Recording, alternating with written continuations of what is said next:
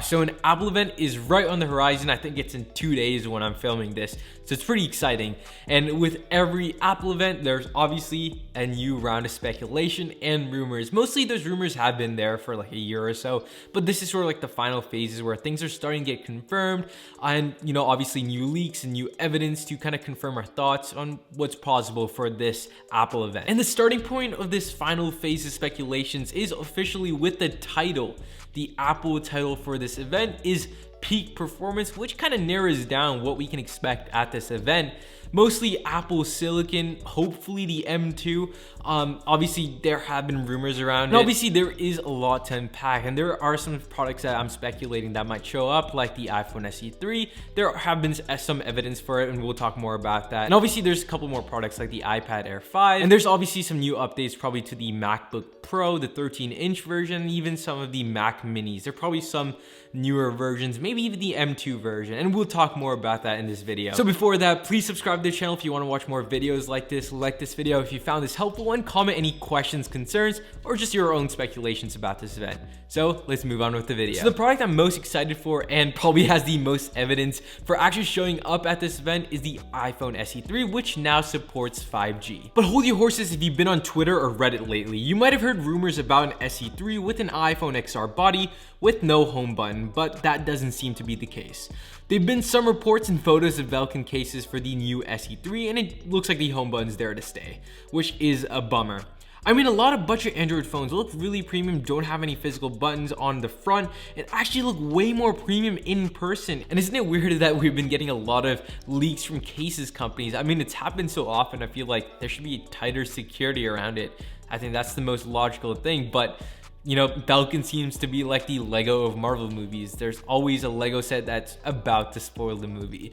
So that's the only analogy I can bring up. The new SE will include the latest A15 Bionic chip for some snappier performance, 5G with millimeter wave, 64GB base storage with 128GB and 256GB options, and the colors are going to be the same from the last generation. So it's great we're moving to an entire 5G lineup, but to be honest, it's mostly pressure from US carriers who want just more 5G phones on their shelves. Also, one major concern I and a lot of people have with the SE is battery life. So the SE2 really didn't outperform from the standpoint of battery life, but after the iPhone 13 mini came out, I do have some hope.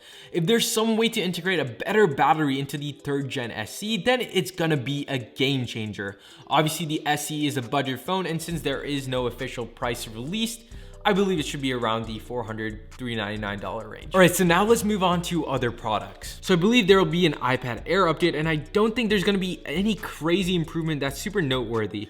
I mean, it's gonna be really hard to outperform the iPad mini, which came out last fall, and it really was an amazing version of the iPad. The last time the iPad Air got a refresh was back in 2020, where it got more of an iPad Pro refresh, which I had no complaints about.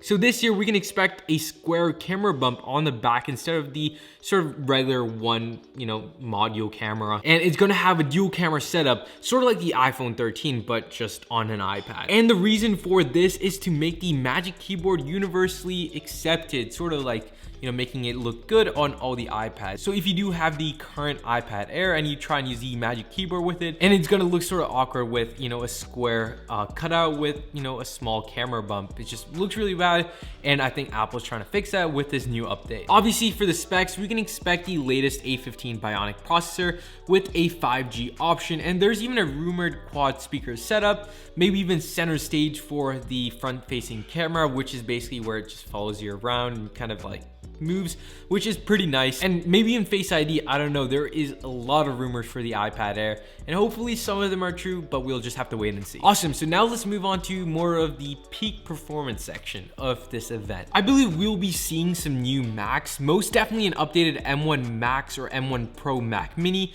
maybe a new iMac, but don't quote me on that one. I'm not really sure yet. It doesn't seem likely, but it's definitely an option. We're probably gonna see 2 desktop Macs at some point, maybe, an Mac Mini or an actual iMac. And I think an iMac is sort of unlikely. I mean, we just did have a refresh, but there might be a newer model with a possible M2 chip. And literally the title of peak performance, I really don't know what else it could be referring to. I mean, M2 is the obvious option. I mean, it's kind of very clear right now. I mean, performance sort of, applies to Apple Silicon. Watch me be wrong.